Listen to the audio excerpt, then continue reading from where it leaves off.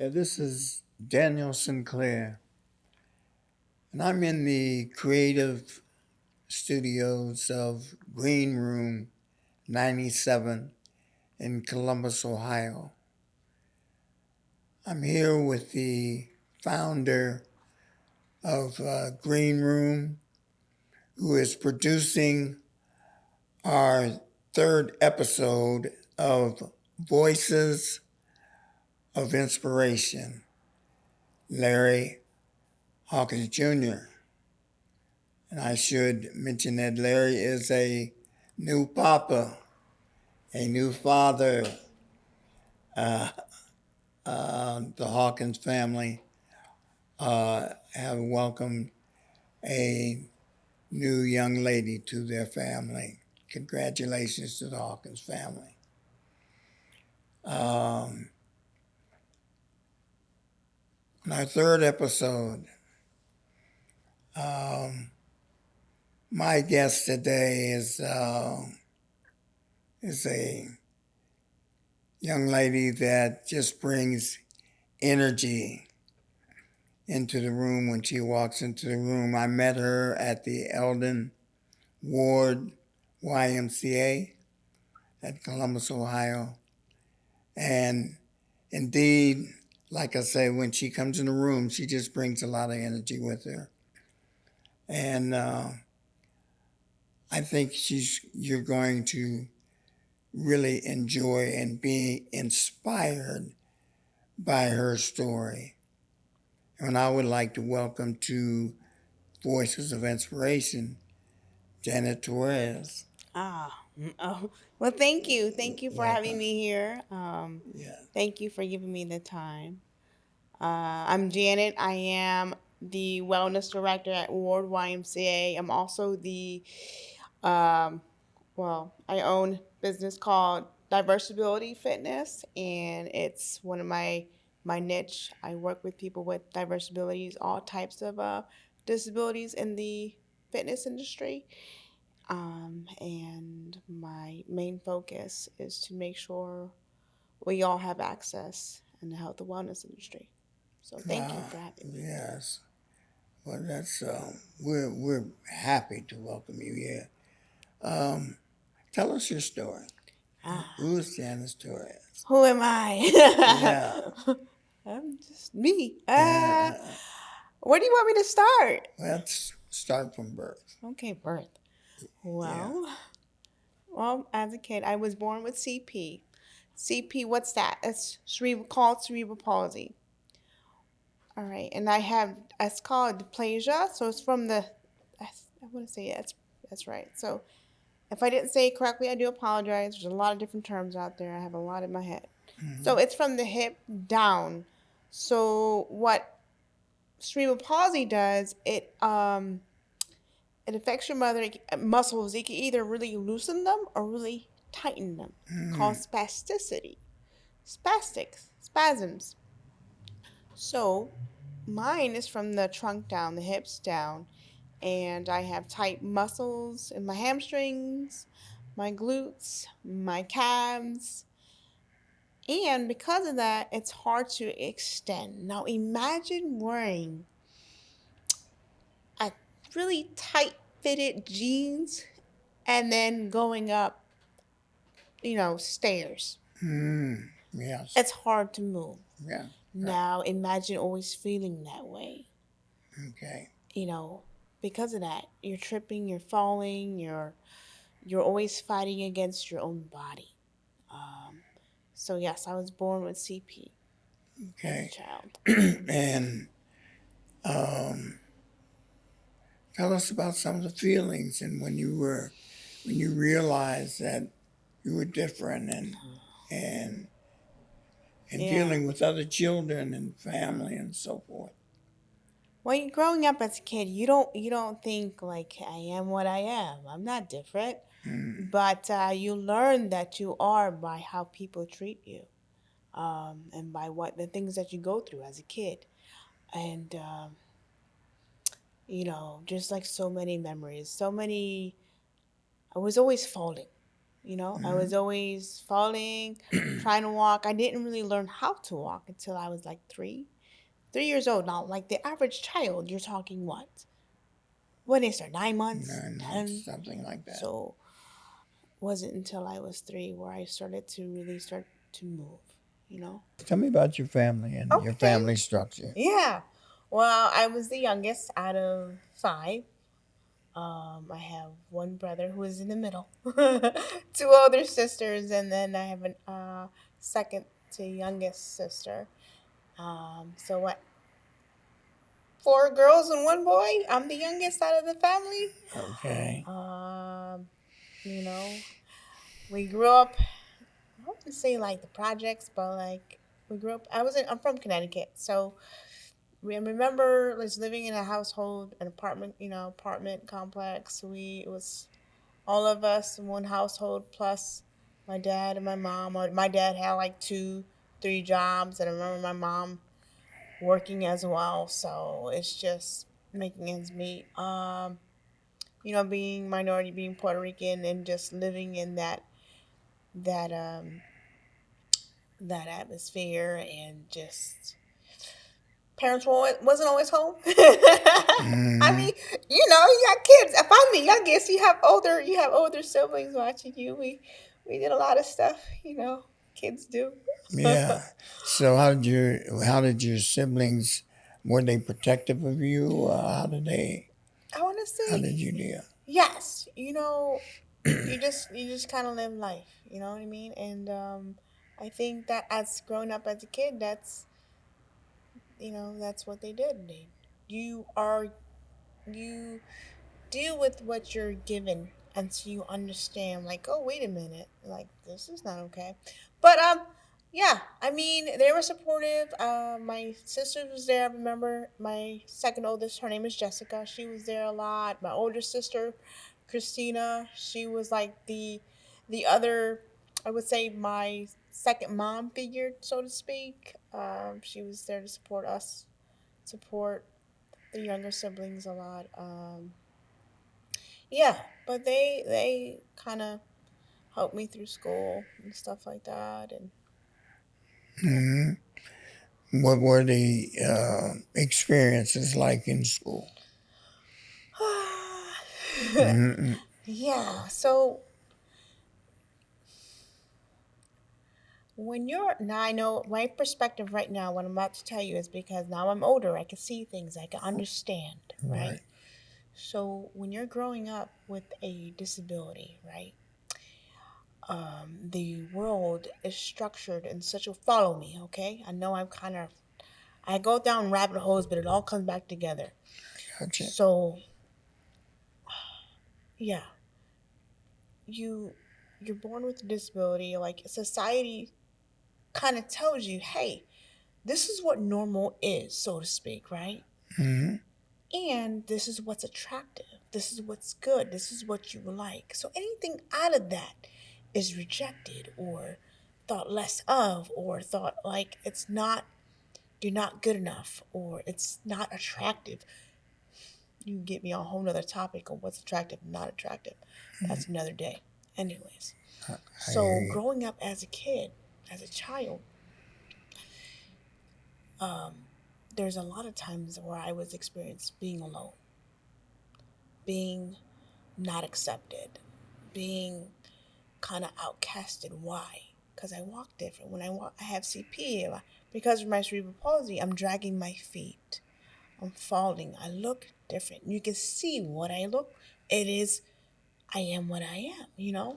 So I had some friends, but it's just when you live where you feel secluded, you don't feel like you're accepted all the time. And during that time, you're talking early 90s, my age, but like the society, the schools, the programs wasn't really accessible. This is why I drive the way that I do, and my passion is the way that it is now. And what I mean by accessible is fit for all, made for everyone to enjoy, to live, Right. right? Yes. Hmm. So I didn't get to play sports, but I watched them. I didn't Uh, get to be involved in activities, but I was sitting in the sidelines.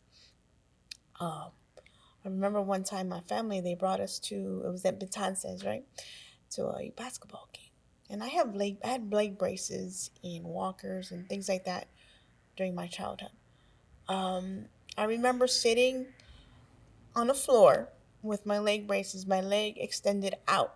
Apparently, my legs were past the line while they were mm, playing basketball. And I remember the coach and what's that called? What's it called? a Yeah, referee? yeah, Yes. that's the one. Yeah. He was pointing at me and blowing the whistle. And the Yeah. coach is like, kid, get off the court.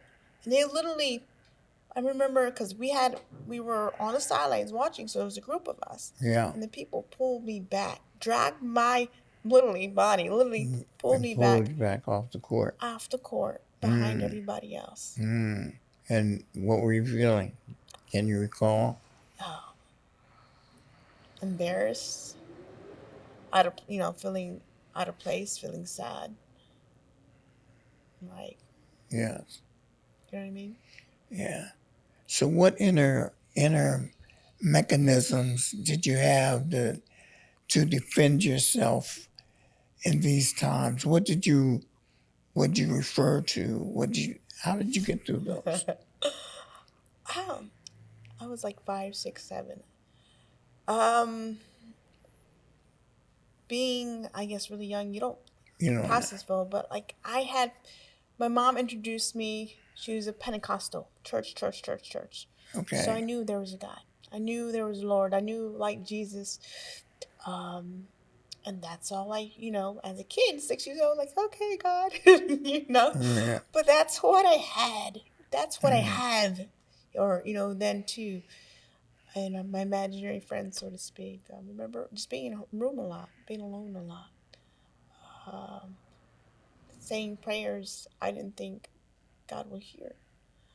Uh, but, there were times where I got sad to the point where I wanted to commit suicide. And this is at 5, at 5 years old, 6. you You wanted to don't commit. think nothing. You don't think it.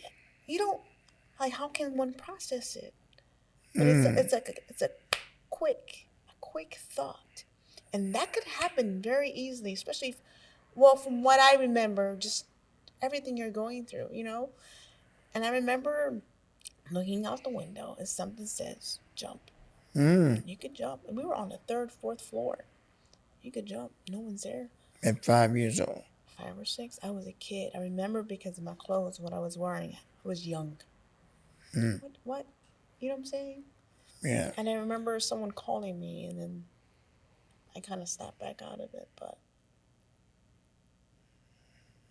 Mm, having those thoughts, and just once again, it's because why society teaches you, hey, I don't have much friends. Why? Because I'm not considered normal, or that was my that was my perspective at the mm. time. So as you grew older, did you develop more tools to work with, inner tools to work with, or how did you Yeah, begin to work your way through this process? you learn to adapt. Okay. You learn to whatever life throws at you, you start to adapt. You start to pivot and say, okay, this isn't working. I got to find another way. Mm, And throughout school, as teenager years, okay, now we go through teenager years. Now you're just like everybody shutting down. Like you shut down, you start to be secluded, you start to be a loner. That's who I was. And mm, just, getting through it, getting through school. Did I had help? Yeah, I mean, I talk to my teachers. You reach out. You try to get the help that you need. Um, and that's what it was. Just muscling through it and living through daily life, and just getting through it, so to speak. yes, and then going to church. I went to church.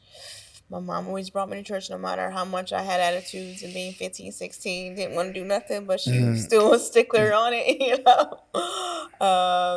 And I remember, I think I gave my life. Um, 17, 18. I was just going through stuff with my mom, feeling I was rejected by everybody.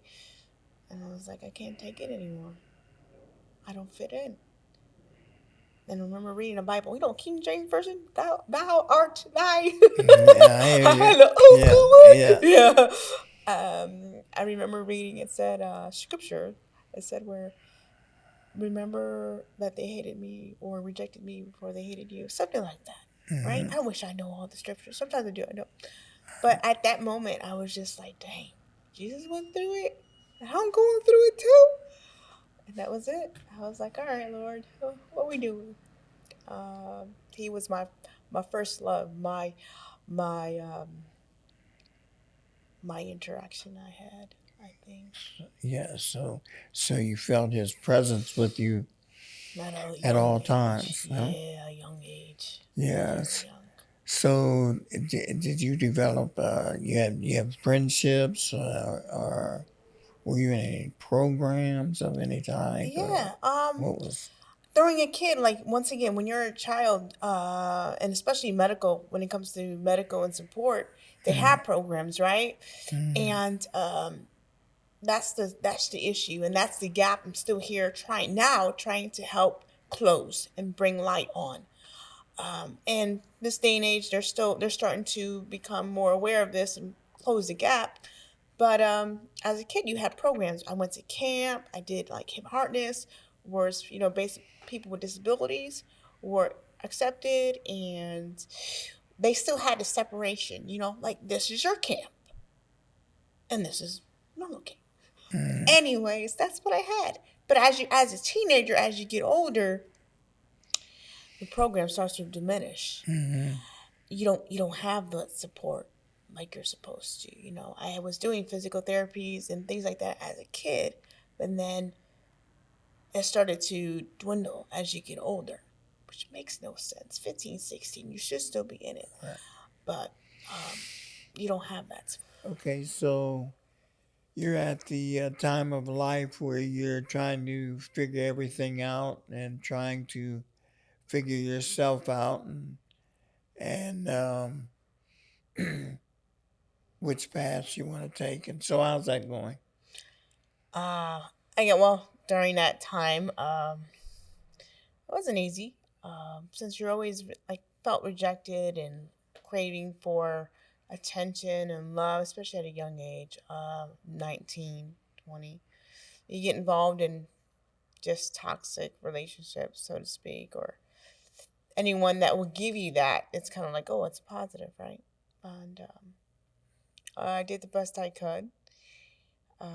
Still had my faith walk with God, and I ended up having getting pregnant with my daughter. When I was 20, I had her. Hmm. And That was a life changer. yeah, Yeah. yeah. Well, they told me I couldn't have any kids. They said Oh. when I was born, they were like, oh, they told my mom, like, hey, she's not going to be able to have children. Mm. I have my child. She's Okay. 17 now, so yeah. Yeah. So that was a surprise, a blessing, Yeah, or something, and a challenge it was. all at once. Yes. It was. I was an uncomfortable place at that time, and Can imagine. we knew we had to make a change, and believing in Christ, believing in God. My sister Christina, she's a dreamer. When I say she has dreams, and so like she had a dream, like we knew we had to move, right?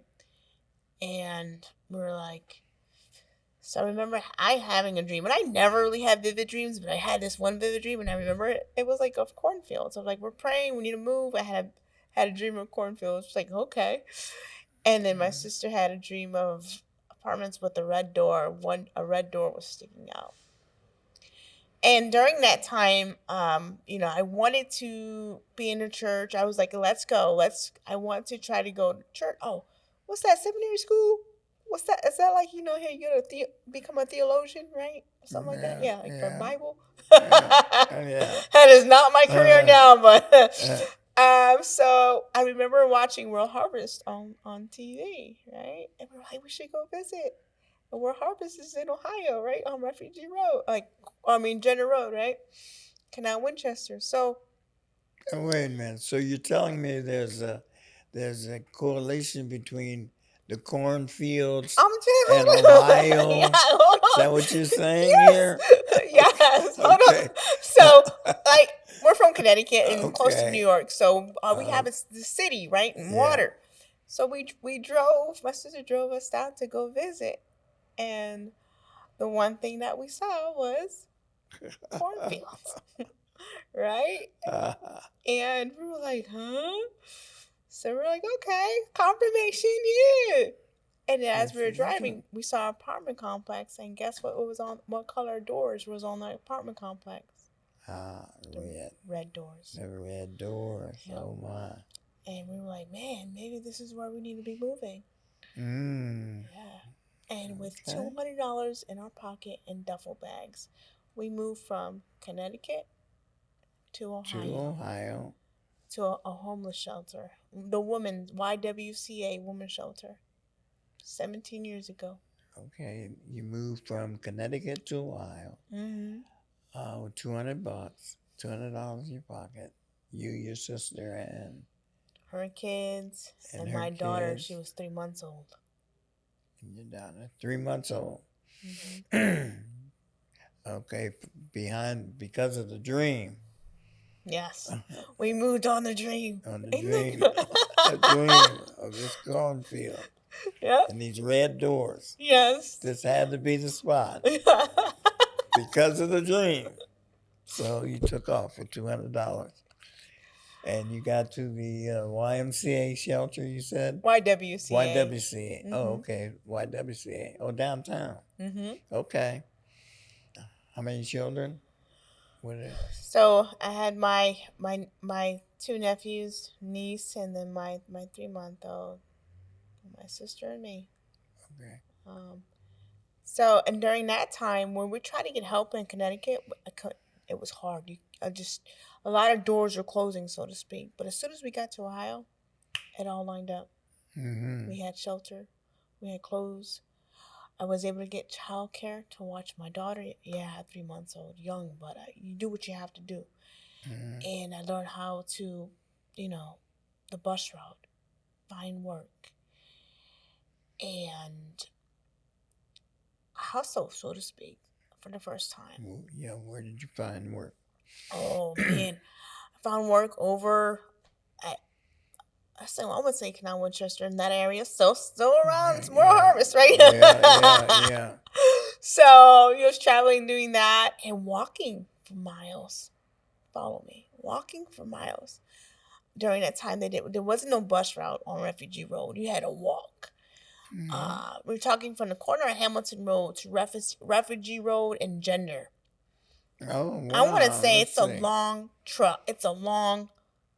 You try pushing Yes. a stroller Mm. with CP, cerebral palsy, you dragging your toes, pushing your stroller back and forth. Oh. Whoa. Come on, Mm. right? And you don't know what you can do until you got to get it done, and so it's staring you in the face, and that's what I had to do. I had two jobs. I was working at Applebee's and McDonald's from like 8 a.m. to 3 a.m. Right? It was a long. And then my sister was working too. We had to make ends meet. We had to get stable. Um, and what I noticed while I was walking, because like I said, I was always falling, tripping. It's part of CP. It's normal. My body started getting stronger. The more you walk, The more I the stronger you walked, got. Okay. the more I moved, the more I started seeing growth in my calf muscles. And I remember looking down, I was like, whoa, I got muscle, I got calves. Yeah. Now with CP, it's hard to even build muscles. Because the construct of the muscle, you need the expansion and the contraction to build. You can't do that with CP, but with continued movement, I Yeah. realized I could. Yeah. The more you move, Yeah. Yeah.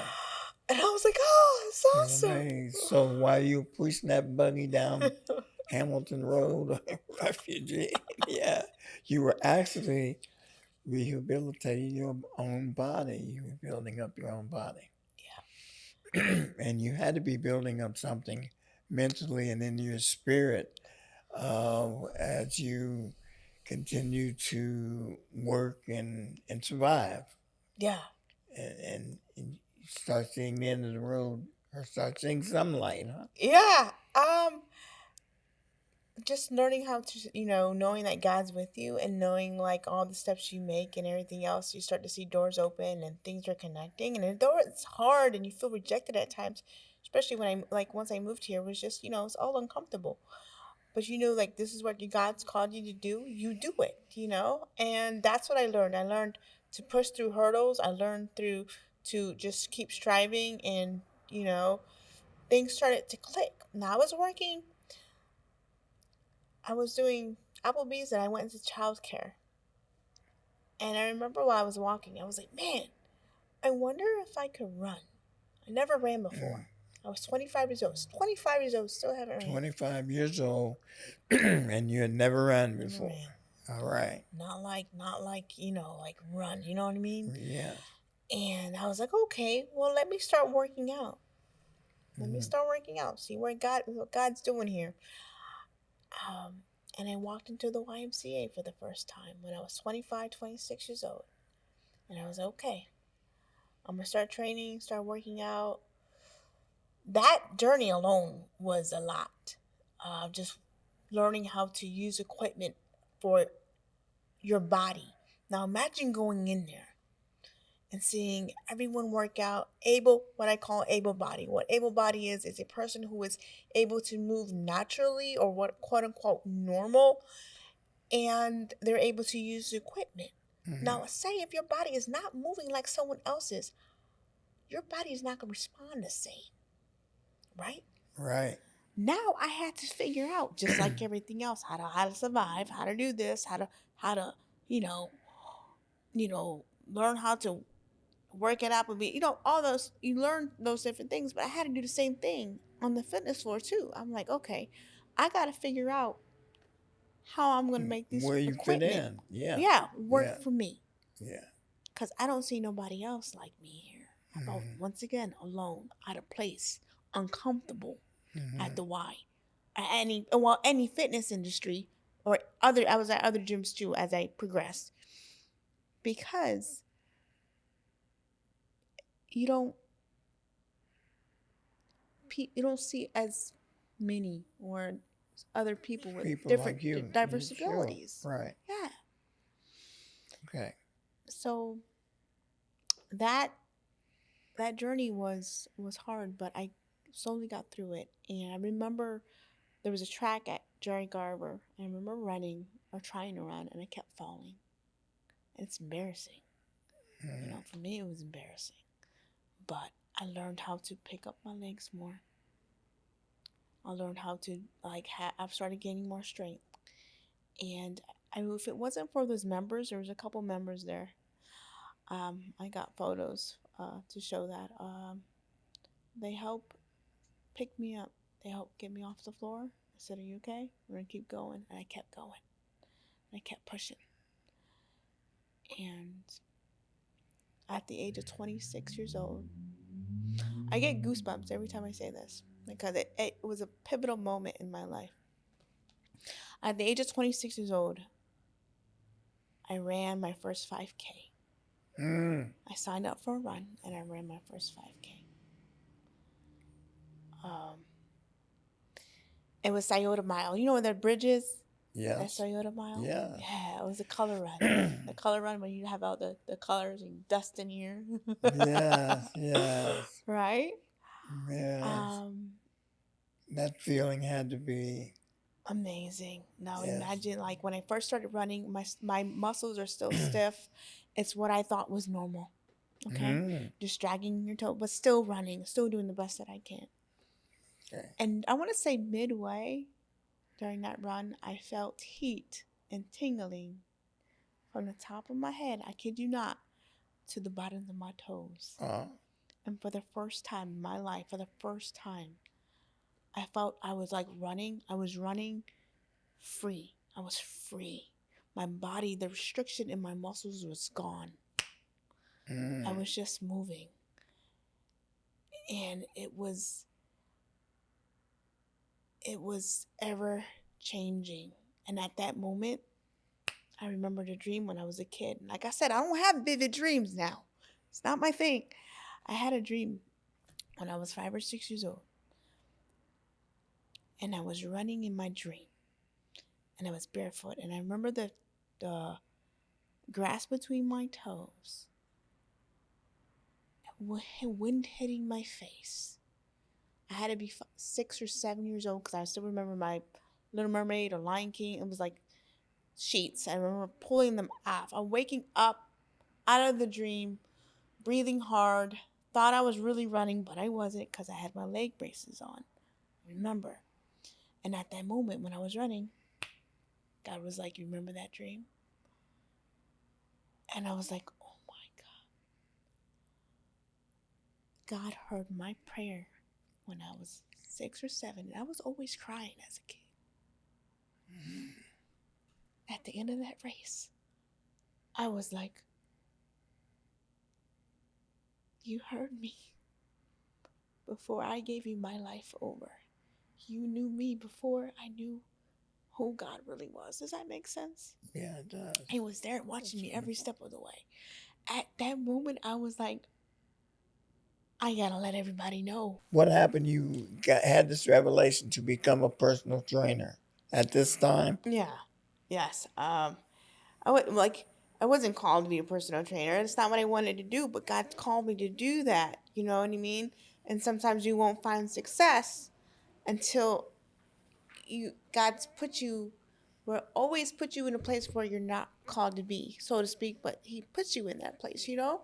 Mm-hmm. So I was uncomfortable, but I did it. And I knew I had to break barriers, help break the boundaries of things that I went through.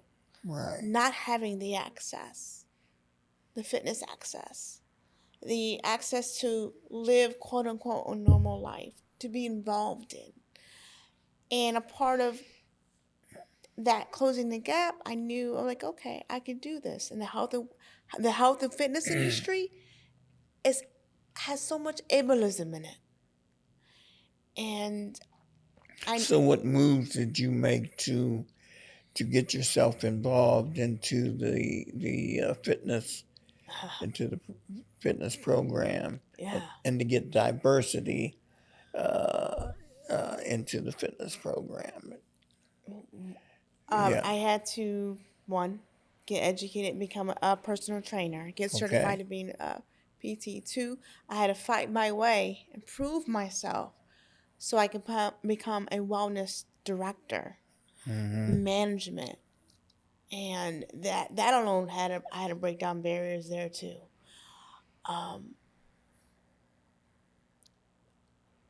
but I'm slowly starting to shed light, talk about how we can make things more inclusive, how the equipment is not set for all, and I can show ways on how to do that because of my experience. Um, Pretty much highlight, keep on talking about it, advocating for it, so we can have access and live a life worth living, so to speak, just to live your life like everybody else. Why not? Why not? You know what I mean? So that's what I'm called to do, and I'm gonna keep And making programs and videos and showing them how to adapt equipment, how to work out people with diverse abilities, from autism to CP to MS to, this is what this is your I'm doing. calling. That's your calling, and it's beautiful. Just in overall dealing with your story, which is a fascinating story, by the way. Um, what message? What's your overall message that you would like to leave to our viewers, those who have disabilities, those who are just in need to understand what one might be feeling in dealing with these challenges. Um, Always, well, first and foremost, if you know anyone, always be welcoming, always be accepting. If you don't know how to interact, learn. There's a lot of people there to help educate. There's resources out there. And I guess my message is trust in God with all your heart, with all your soul. From a child who could not walk, who was told who could not walk, has ran, who not even run, but I've done 2 half marathons, 5 obstacle courses, Mm, 3 bodybuilding competitions, and 2 I was told I wasn't going to place. I placed second in masters and third in overall. whoa. Trust in God. Give God everything in your life, and He will set the path. And my big message here is when you're on that course and you think you hit a wall or something, a life-changing event happens, such as an illness, um, an accident, or loss of a family, you are going to have life-changing moments. Do not get caught up in how you think the process should have gone. God will bring you to the finish line. Your Mm, body may not be as able or as mobile as it was. Your health may not have be as, oh, I'm supposed to achieve this. God didn't promise that. God promised the finish line. He didn't promise what it was going to be as you go through that. mm, So keep pursuing no matter what until you're done. If you cannot walk, crawl. You cannot crawl, you just keep moving until you finish. That's what I've learned throughout this whole journey. woo. You keep going. Janet Torres. All right. Thank you. Beautiful. Beautiful. I'm so glad that you blessed us with your presence today. Um, and I'm sure there's no doubt that you're an inspiration to thousands. You'd be surprised at how many people I know that just in being in your presence, like I say, coming into the gym, you know, you just make me feel better. I think you're an inspiration to all.